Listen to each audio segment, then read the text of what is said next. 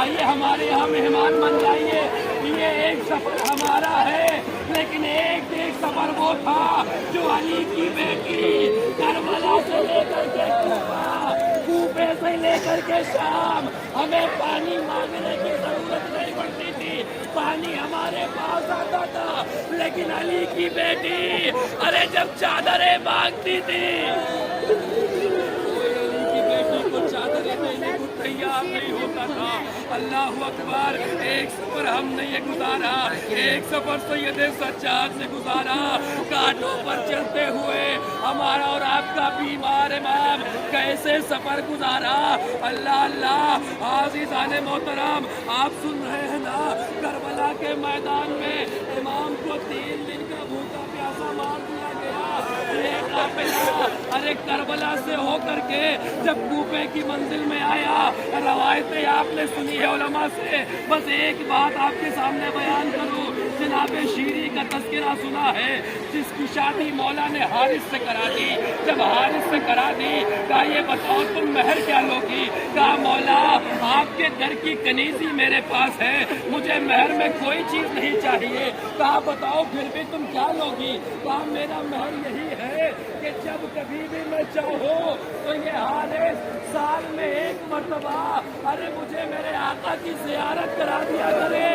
سن 60 ہجری تک حارث شیری کو لاتا رہا, مولا کی زیارت کراتا رہا. لیکن جب سن 60 ہجری قریب آیا, ایک مرتبہ مولا نے شیری سے کہا, اے شیری اگلے برس کا کیا ارادہ ہے؟ کہا اے مولا جیسے ابھی تک آ رہی تھی آگے بھی آپ کی زیارت کو آؤ گے.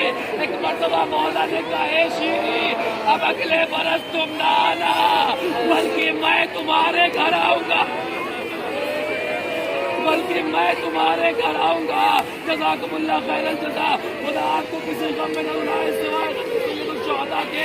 اے شیری اب تم مت آنا, بلکہ میں تمہارے گھر آؤں گا, اور تنہا میں ہی نہیں ارے تمہاری شہزادیاں بھی آئیں گے. اے عزیزو, اب یہ غور کرنے کا مقام ہے, جب ہمارے یہاں مہمان کوئی آتا ہے ہم یہی سوچتے ہیں ہم ایسی چیزوں کا انتظام کریں جس سے ہمارا مہمان خوش ہو جائے. جیسے جیسے شیری سنتی رہی وہ وقت قریب آتا رہا. شیری نے سنا کہ رجب میں علی اصغر پیدا ہوئے, ایک جھولے کو تیار کرایا جس میں حسین کا بیٹا آرام کرے گا.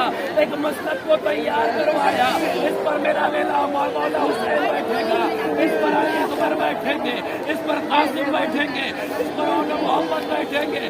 لیکن جب یہ قافلہ کربلا سے ہوتا ہوا سن 61 ہجری میں کوفے پہنچا, عجیب منظر ہے. حارث باہر آیا, کیا دیکھا جب لوگوں کا قافلہ ہے, ستائے ہوئے معلوم ہوتے ہیں, ارے مظلوم معلوم ہوتے ہیں. وہ پھر سے اندر گیا, کچھ کھانے پینے کا سامان لایا, جیسے ہی بڑھایا ارے سامنے سے سوال کیا گیا, لے جاؤ اس کو اپنے گھر میں اور پوچھ کر کے آؤ یہ کھانا کہیں صدقے کا تو نہیں ہے,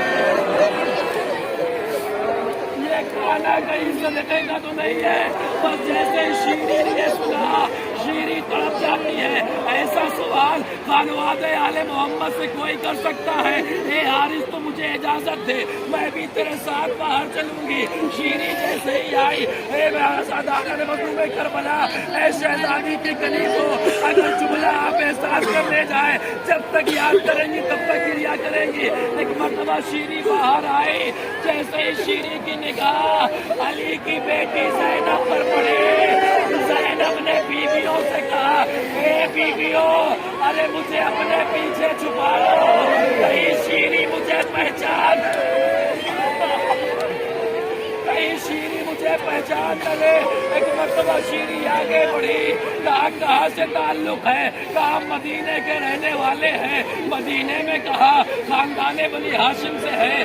اچھا وہاں تو میرا مولا رہتا ہے, وہاں تو میری شہزادیاں رہتی ہے. کہا یہ بتاؤ کیا تم اپنی شہزادی کا نام بتاؤ گی؟ 2 قدم شیری پیچھے ہٹی, ہٹنے کے بعد ایک قیامت کا یہ جملہ کہا, اس بڑے دربار میں میں اپنی بیوی کا نام, اس بڑے دربار میں اپنی بیوی کا نام نہیں لے سکتی. اوپر کیا گزری ہوگی.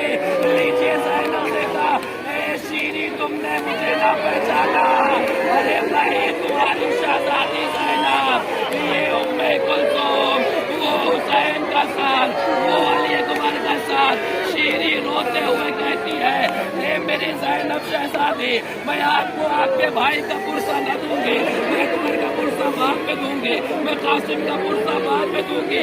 عباس کے روزے کے قریب ہے, آخری جملہ محسوس کر لیجئے گا, کہا میں سب کا پرسہ بعد میں دوں گی, لیکن پہلے مجھے یہ بتایا جائے کہ یہ سب جب واقعات پیش آئے اس وقت عباس